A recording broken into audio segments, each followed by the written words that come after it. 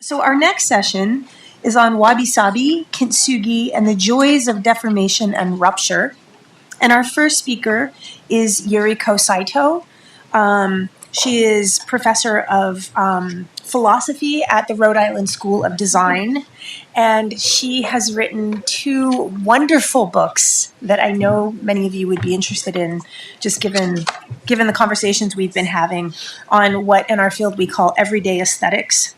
The first one is just titled Everyday Aesthetics from 2007, and her most recent book is Aesthetics of the Familiar from Routledge 2017? Routledge or Oxford? Oxford University Press 2017, and that book won the American Society of Aesthetics Excellent Monograph Prize last year. It was singled out for its excellence there. So her talk today will be on the aesthetics of repair. Thank you. Thank you. I first want to thank Ivan and Anne for organizing this wonderful symposium and inviting me. And I also want to thank Bard Graduate Center for hosting us. My talk is on aesthetics of repair, but specifically of everyday object of daily use. So what I'm going to talk about, probably my apologies to conservation specialists, because it's probably going to go against many of the things that you have to do. When I was growing up in Japan, I used to sew up the run on stockings because cheap pantyhoses were not available then.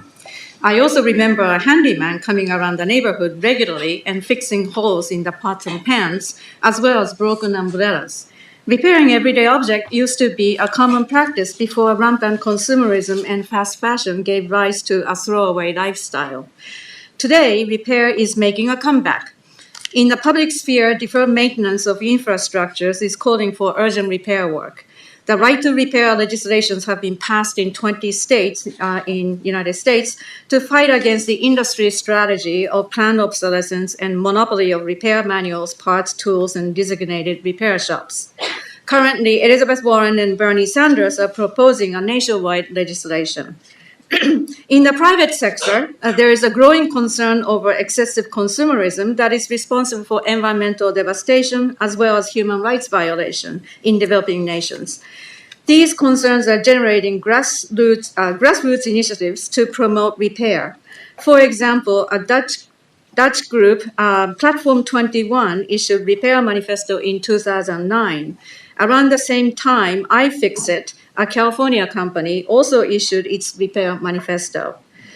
Repair Cafe started in Amsterdam 10 years ago and has spread to 1,500 venues globally, where experts share their knowledge and skills with people to help them repair broken objects. Although it is a truism, repair wouldn't be necessary if things never broke, never frayed, never splintered, or fell to pieces, as observed by Elizabeth Spellman. Such a world would be a material version of Platonic forms filled with unchanging, unbreakable, eternal objects. With the rapid advancement in material science, it is conceivable that manufactured objects can soon self-heal and remain unchanged. Such a possibility may be welcome for things like airplanes and bridges. But what would we lose if the material world remains permanently unchanged, eliminating the need for repair? I think our life will become impoverished by losing an opportunity to develop an aesthetic and existential appreciation of transience of the material world, including our own selves. We also lose occasions to engage and interact with the material world beyond using objects, because we will never have to care for it through maintenance and repair. However, a negative attitude toward repaired objects persists. A Finnish friend of mine recently told me how disappointed she was when she tried to give her children's outgrown clothes to her friends, only to be rebuffed simply because the clothes have been mended, although done skillfully and beautifully. The repaired objects continue to be considered imperfect, regardless of the fully restored functionality and the aesthetically pleasing appearance of the repair. This ethos against what is considered to be imperfect underlies a conventional industrial system that encourages fast fashion and perception of goods as disposables.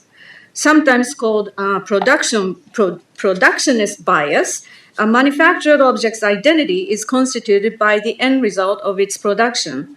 The design process is concerned with creating a finished product that is perfect and unalterable. Accordingly, we, the consumers, take the object to be complete at the point of purchase, giving rise to the perfectionist aesthetics that regards any change over time to be degradation. We neglect to acknowledge that the object continues its life story and history with its own aging process and our interaction with it, each stage exhibiting a unique characteristic instead of failed integrity.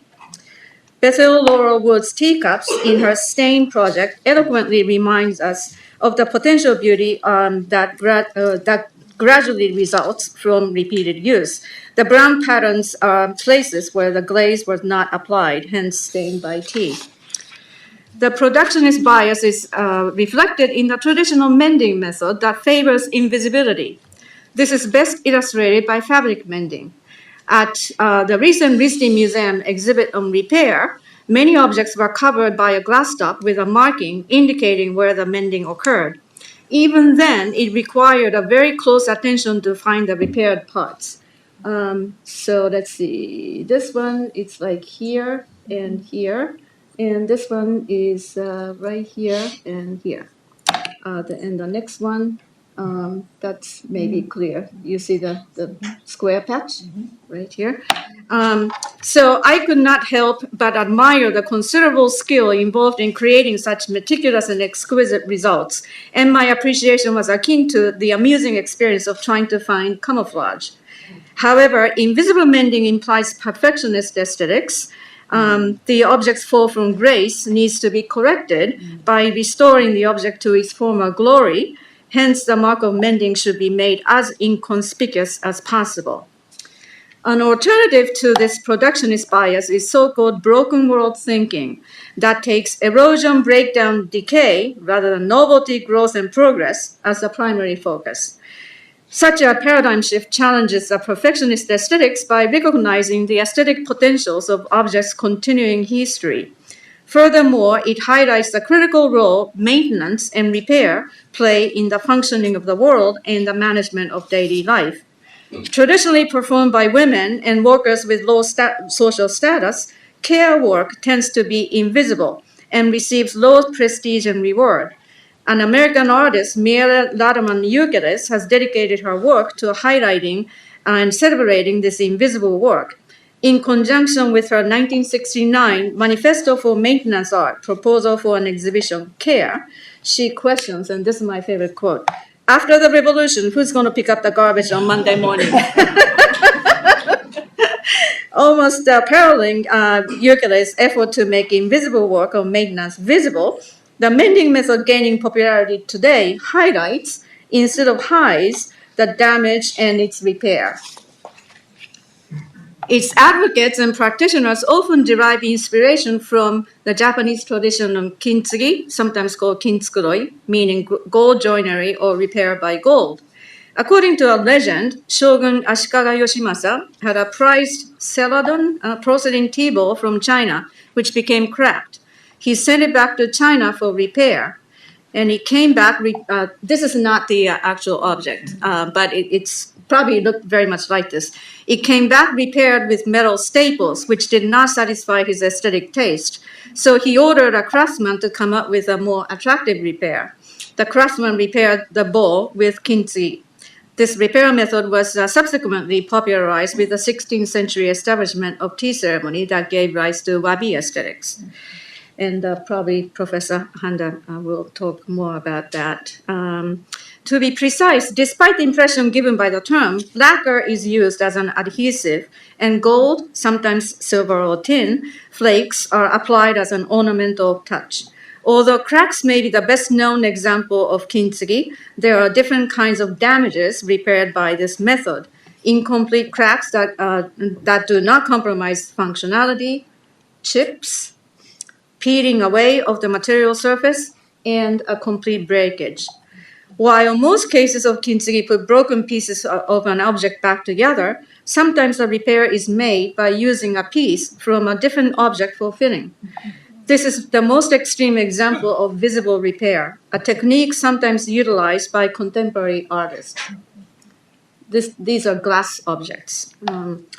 One may wonder whether wabi aesthetics that celebrates the damage and wear and tear of objects is compatible with human intervention to repair them. Indeed, sometimes the damage was left unrepaired. Some tea masters and their disciples left instructions on how to work with leaking utensils like a water jug, or how to appreciate a pool of water left on the alcove floor from a leaking vase. Kintsugi, in contrast, repairs such defective objects, but it calls attention to the sign of defect through aesthetic treatment. As such, Kintsugi is a method of not only accepting, but also working with damage by respecting it. It also requires a close observation to devise the most appropriate intervention that honors the particular material and damage. For example, if a crack needs to be repaired, we must first, we're talking about pottery, we must first determine the extent of damage by pressing our ear against the object while squeezing it.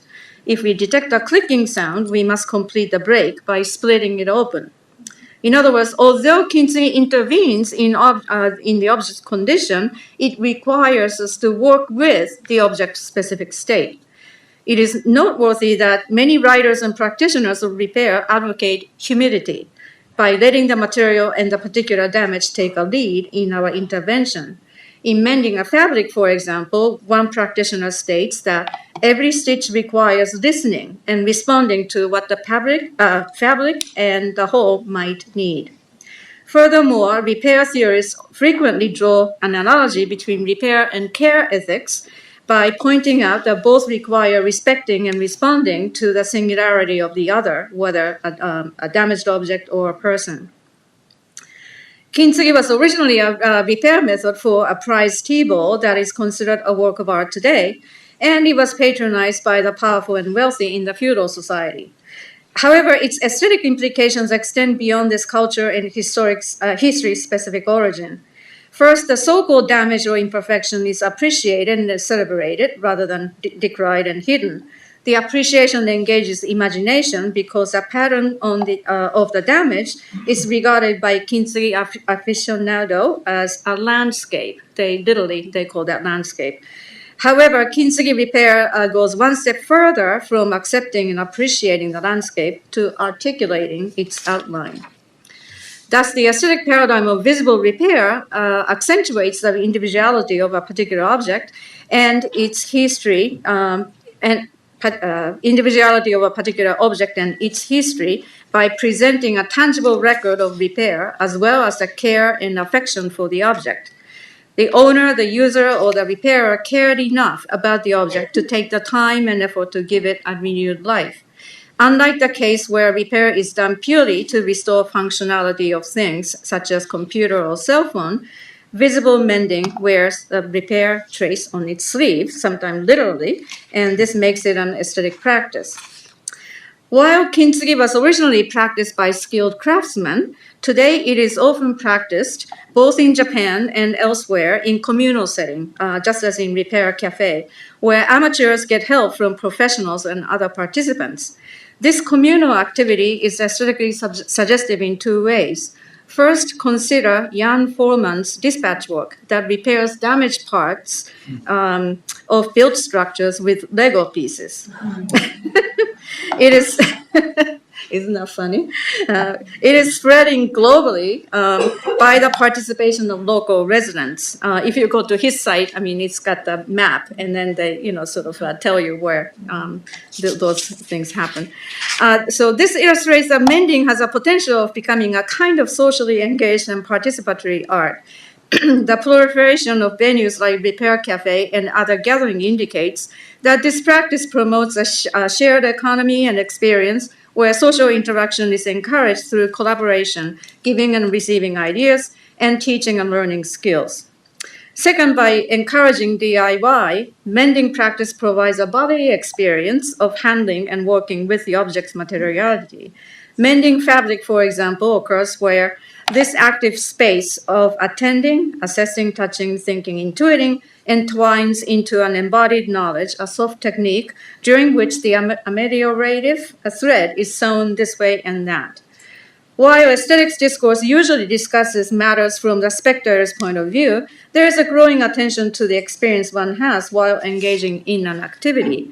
Insofar as the activity of mending requires an embodied knowledge and skill, and working according to the material dictate, the process can be considered doing and undergoing in the Deweyan sense, rendering the experience aesthetic. So far, I have tried to present positive values associated with repair, but I now want to raise a few questions, and I don't have answers to them. One question is whether there may be cases where the damage and its repair do not contribute to the aesthetic enhancement of the object.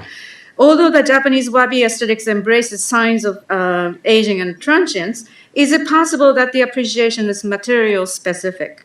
For example, cracks and chips are generally appreciable on their own right or deemed worthy of repair if they appear on a pottery piece. However, what if they appear on a smooth and lustrous lacquer surface that is known for a special aesthetic appeal only when the surface gets rubbed off from frequent use? Second, I wonder whether the aesthetic value of repair depends upon a judicious balance between repaired objects and those which are not. That is, if our everyday environment is surrounded by too many objects with visible repair, is it possible that its aesthetic potency gets diluted? Imagine what it would be like if every crumbled edifice of built structures is repaired by Legos, or if Rachel Sussman's Kintsugi-inspired repair appears on every cracked pavement. Certainly, in light of the serious environmental problems, we should strive to facilitate the longevity of what we have through caring for them by maintenance and repair. But an object may reach a point where it makes more sense to either discard it or turn it into something else through recycling and reusing. As warned by Spellman, a voracious appetite for fixing can lead to poor judgment about what is and is not desirable or even possible to repair. Pride in our repairing abilities may push us into believing that whatever has been broken can be and ought to be fixed. Finally, perhaps most important, I wonder whether the popularity of visible repair and repair cafe is a phenomenon distinctly of an affluent society with material abundance that can afford to take pleasure and amusement in the signs of repair. What about those who are living in circumstances marked by poverty and scarcity and are forced to make do with what little they have, such as bricoleurs in the different parts of the world? After all, the stunning beauty of quilts in the American South reflects the poor living condition of the makers. The same with the Japanese boro, tattered rags. These repeatedly mended clothes resulted from the extreme scarcity of resources in the northern part of the mainland Japan, populated by fishermen, farmers, and loggers. In fact, wabi aesthetics, tea ceremony, and kintsugi supported by the wealthy and powerful were criticized by a 19th century Japanese Confucian scholar.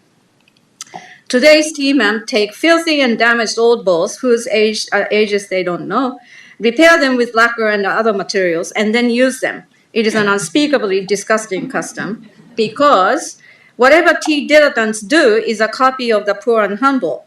It may be that the rich and noble have a reason to find pleasure in copying the poor and humble.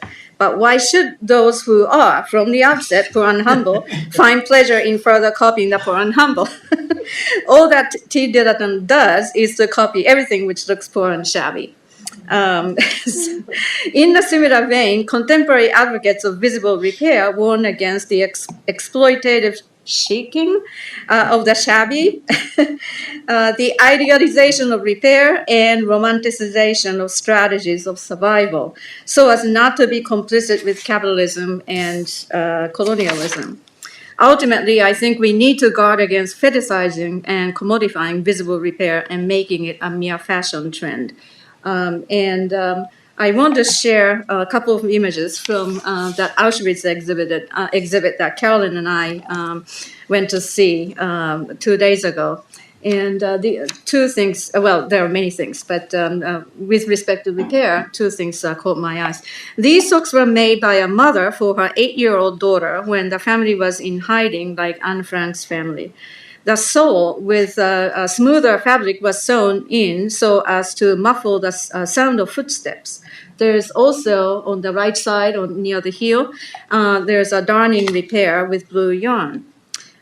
The uniform worn by a victim has a couple of buttonholes. The right side is the close-up, mended. So these poignant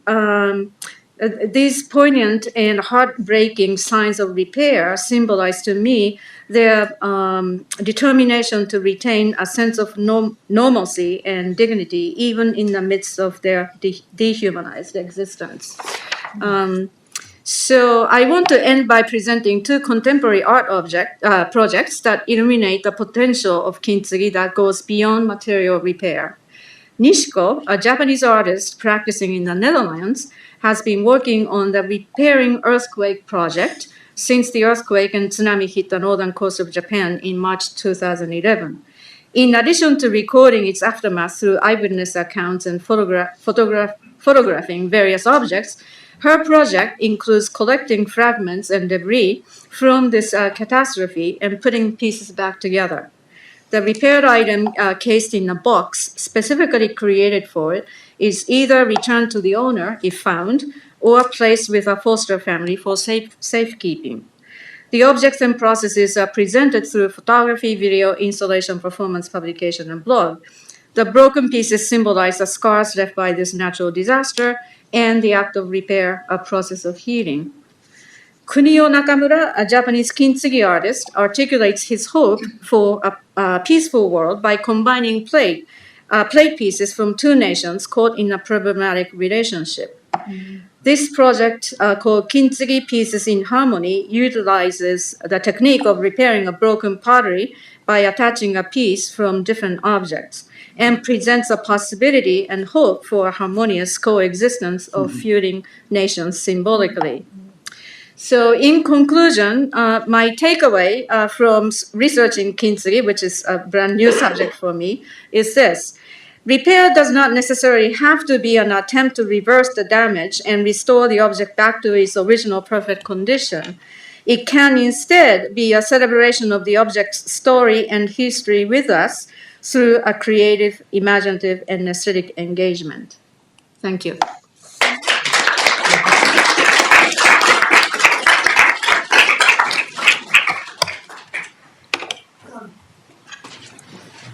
Wow, that was fantastic. Our next speaker is Rumiko Handa. She is professor of architecture and associate dean at the University of Nebraska. I mentioned earlier her book, and I now have the full title for you, Allure of the Incomplete, Imperfect, and Impermanent, Designing and Appreciating Architecture as Nature, 2015 Routledge. And I just have read this book, and it's really fantastic and so related to many of the issues that come up here. I highly recommend it, and we're very happy to have you here. And the title of her talk is Time and Imperfection. Thank you very much, Anne. You're very, very kind.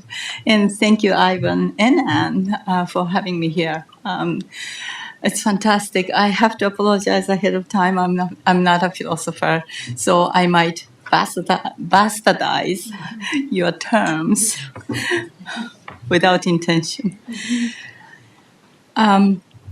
So, as Anne said, my talk is titled Time and Imperfection, and I'm hoping to address the symposium's second set of questions that are on the website.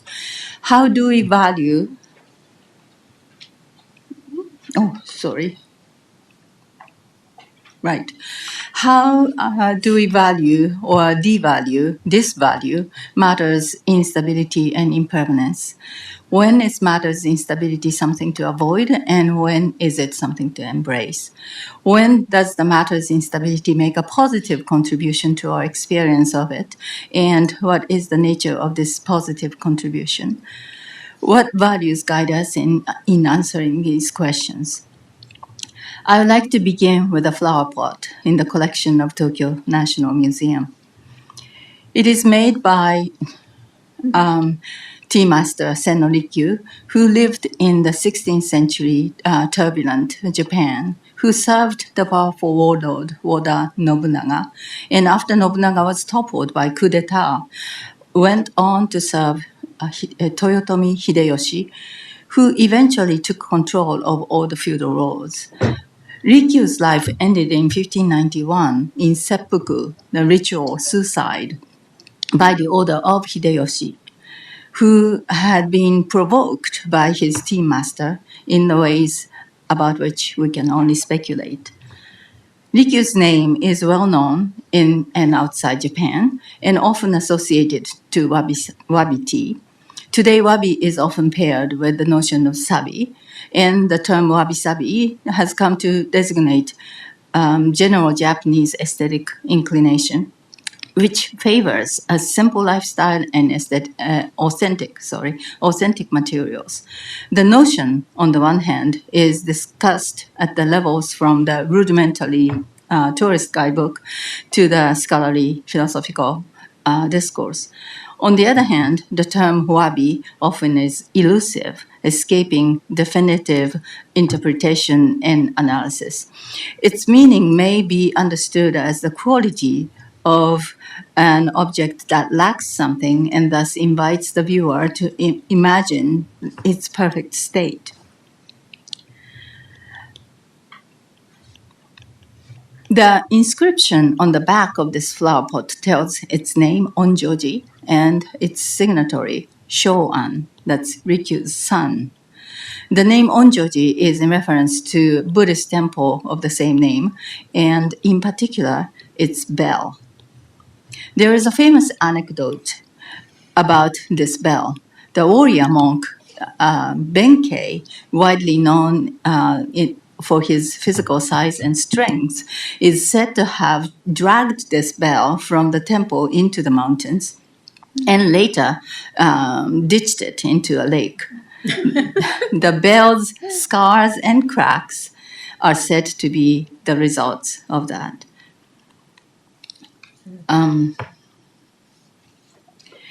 The cracks on the flower pot were already there during Rikyu's time. It is reported that one day at the tea ceremony held by Rikyu, water was leaking from it and the raised floor was getting wet. A guest pointed this out to Rikyu, and Rikyu replied, "This dripping water is the life." It would be difficult to explain Rikyu's response, "This dripping water is the life," if we were to define wabi just by the simple lifestyle and the use of authentic material. Only when we define wabi as the lack of something, we begin to understand it. What is missing in this case is the flower pot's very functionality, to hold water. But did Rikyu favor the lack of functionality in order to imagine the perfect, in this case, the perfect working order? In other words, how do we explain the life in this response? I am sure today's audience would have already thought that the life here is in reference to the nature of bamboo. It's porous, and when it is harvested, contains much water inside. But in time, the moisture evaporates, it shrinks, and cracks develop. The flower pot made out of bamboo, then, is under the influence of this law of nature that reveals itself in the course of time. Rikyu called this life, or the unescapable truth. To put it further, for an appreciation of this life, Rikyu was willing to let go even of the fundamental utility of the flower pot.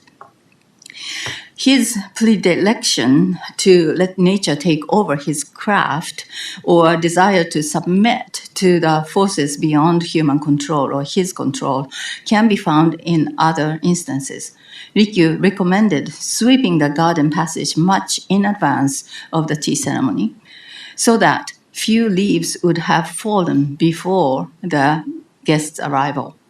He also recommended keeping a spider web if found with morning dew. At this time, in order to further our understanding, I would like to introduce the notion of mujo, often translated as transience. The sentiment is expressed in this early 13th century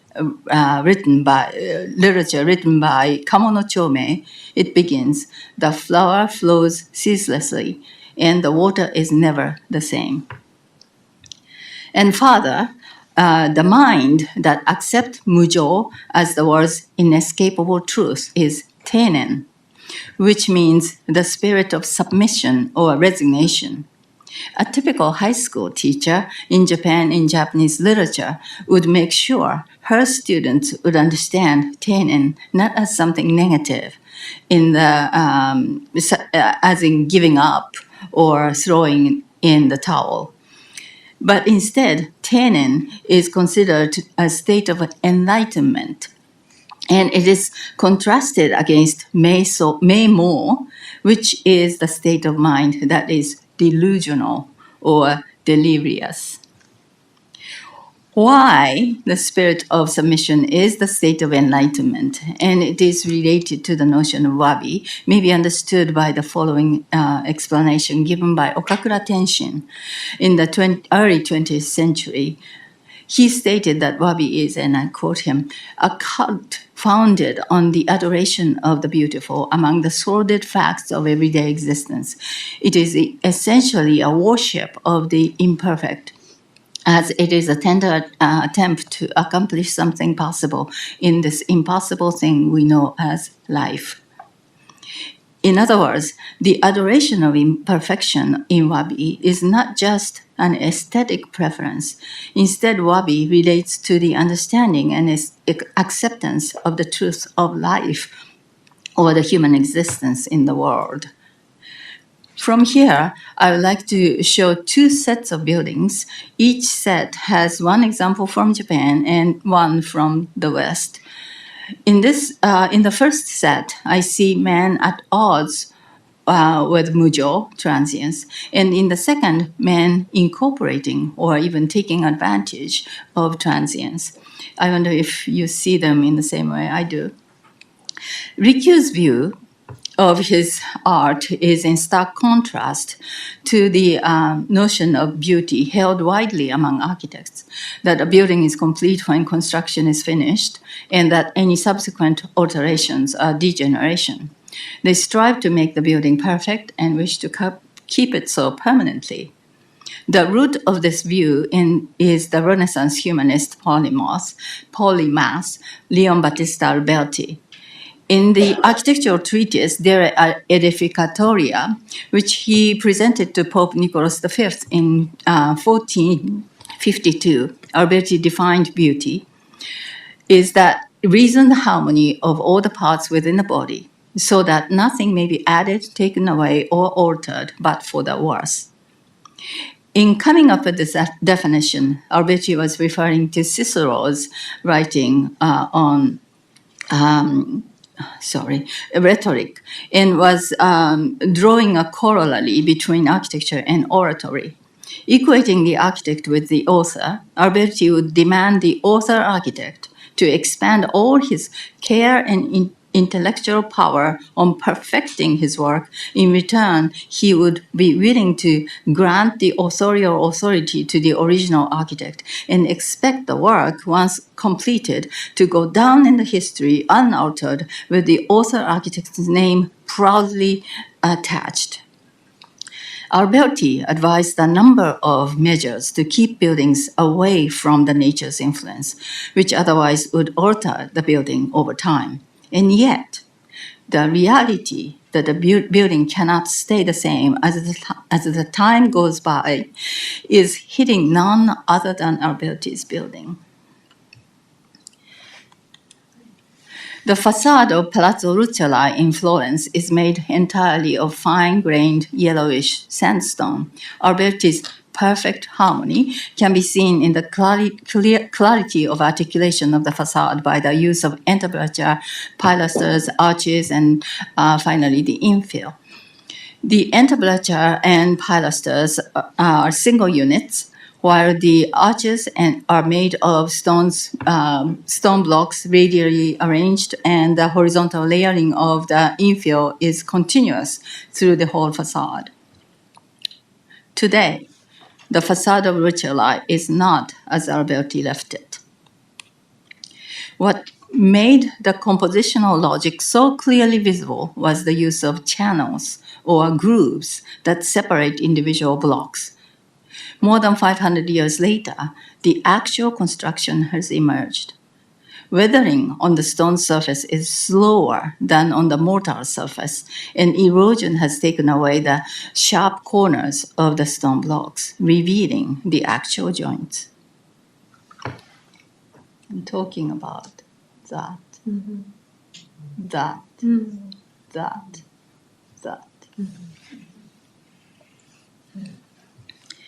We now can see that pilasters were made of the same stone blocks as the infill. The arch is made of fewer stone blocks than the compositional appearance suggests, and some blocks actually extend from the arch to the infill. Mujo, or transience, of the building also comes not only from the materials, but also from the users and how the building is used by them. This black and white photograph of the so-called house in white, designed by Kazuo Shinohara, was published in the July 1967 issue of Shinkenchiku Architecture magazine and was taken by the photographer Murai Osamu. Houses are art, Shinohara once stated. He would begin with the tangible realities in the everyday lives of people, but then raise them to the artistic level of abstraction. In the same way, he would study traditional Japanese architecture to extract its syntax for his design. Shinohara demanded the same degree of abstraction from the photograph. Archetypal craft pieces on the cabinet not only referred to the tradition, but also to the geometrical forms relevant to his design. The sphere of the decorative balls was a reference to the complete square of the house plan, and the cylinder of the two wooden hawks reflected the cedar column holding the apex of the pitched roof. Near the column, a pot stood on the floor, where the flowers appeared to have been casually thrown in. They symbolized Japanese history, the chrysanthemum referring to the imperial household and the heavy pottery to the ancient civilization. When the photograph was taken, the house had already been lived in. As you have already guessed, Shinohara cleared away any obvious traces of everyday life and replaced it with the very few carefully selected articles. Shinohara brought in everything seen in this photograph except the wooden table and cabinet that had been designed by him specifically for this house. There is a postscript to the life of this house. Oops. After Shinohara's death, the house in white was moved to another site. The relocation was necessitated by the impending construction of the new street brought through the site. The owners took it upon themselves to conserve the house by relocation. To them, the cultural and architectural significance of the house was far greater than their personal concern. They hired as their consultant Shirosawa Hironori, who had worked under Shinohara before Shinohara's death. A number of changes were necessary to make the relocation possible. Many of the original building materials had deteriorated and shown wear and tear. The family composition has evolved, with the 3 children grown up and the couple aging. The building codes had changed, and the new site posed its own limitations. The house was rotated 90 degrees to fit the site. The main structural elements were reused, including the central column, but the original beach floor was replaced with oak. The gypsum board of the original wall had been finished with oil paint, while the replacement were painted with acrylic. The kitchen was completely renovated. A second bedroom, no longer necessary, was turned into a study. Now I move on to the building that take advantage of Mujo, transience. My first case is Victoria and Albert Museum in London. In 1944, during the Second World War, the western facade of the museum was damaged by a flying bomb. It was left unrepaired as it was not serious and the cost would have been prohibitive. In 1985, an American innocent tourist contacted museum as the broken facade meant to him the lack of care. At that point, the museum commissioned David Kindersley, a British letter cutter and calligrapher, to produce a plaque that would explain the significance. After looking for a few unblemished stone blocks for a potential location for his plaque, Kindersley realized that the inscription would be given greater significance by being cut into the surface of the bomb-damaged Portland stone. The museum accepted this proposal, and Kindersley selected a stone immediately adjacent to the entrance and at eye level. This is an example in which the scar inflicted on the building helps commemorate a historical event that caused the very scar. As the last example, I would like to go back to Rikyu. Taian is the only extant building designed by Rikyu. Some believe that Hideyoshi ordered the tea master to design and construct the building while staying at the castle of Yamazaki nearby. Others argue that the tea room had been the part of Rikyu's residence in Kyoto, and was moved to the present location after his death, while the rest of the house was condemned and destroyed.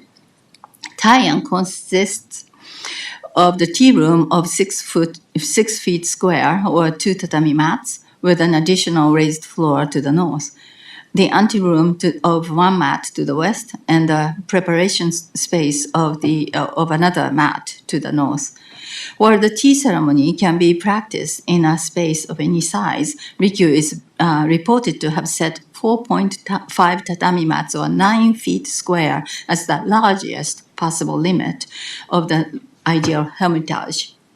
In such a restricted space where even a slight change in breathing was detectable, and a careless maneuver by either the host or the guest would have spoiled the proceedings of the tea ceremony. The inconvenience and discomfort would have put the participants in a state of alarmed sensibility, making them attentive to the goings-on, while a larger space, though perfect, would have relaxed them and dulled their senses. In Rikyu's theory and practice of tea, intentional imperfection was the leading design strategy to encourage the participant to contemplate the meaning of life. If Rikyu's guest was to look for beauty in imperfect object to appreciate time's passage and nature's forces on objects, the guests needed to be readied for these types of experience and appreciation. Loji, or the garden path leading to the tea room, is the place for guests to rid themselves of their desire and wills in anticipation of the pure experience of tea. Rikyu designed tsukubai, where water basin is set for guests to wash their hands, in such a way that guests have to lower themselves, or tsukubau in Japanese, to wash their hands. The lowering of one's body posture here, as well as at the very entrance to the tea room, nijiringuchi, which is this one, and this is the same door from inside, and as you see, the floor level is right here. So lowering one's body posture here, as well as at the very entrance to the tea room, nijiringuchi, from the Japanese nijiru, meaning crawl, was intended to put guests in a state of readiness. Inside the tea room, the pursuit of the mind's eye was more fulfilling than one's physical eyes actually confronting a beautiful object. Once the door was closed, the outer world is shut out and Tai'an becomes its own world. With rice paper screen over the windows, Tai'an's space is not at all bright and is more like an earthly cave. The qualities of the interior space helps the guests rid themselves of their earthly desires and to concentrate their minds and spirits on the experience of tea. It does not shut out the outer world entirely, however. One can see the shadows of the window mullions changing with the amount of sunlight and can hear birds and leaves in the winds. In this subtle relationship with the outer world, the guest is once again drawn to an integration of the surroundings. That which is beyond the wall is to be imagined rather than literally seen. Rikyu's ethics and aesthetics were aimed at guiding tea participants to the ontological contemplation of the world and the self. Rikyu accomplished this by producing artifacts and environments that clearly showcased imperfection. Rikyu had no quarrel with relegating his control over form and matter to the forces beyond his control through the passage of time. The viewers even could draw parallel between themselves and these objects, contemplating their own imperfection and transient existence. I hope to have made some contribution to the questions. Seeing that transience is the truth of the world and the human existence, there are two ways to go about it: to submit to it and consider it enlightenment of the world, or to control it as to control it is the art of building and art of care. And to willfully accept the imperfection in the course of time could be to take advantage of it as a making of a historical event, as seen in the temple bell or the case of V&A, or to create opportunities for the audience to have a heightened experience of it. To do so is the subject of both aesthetics and ethics. Thank you very much.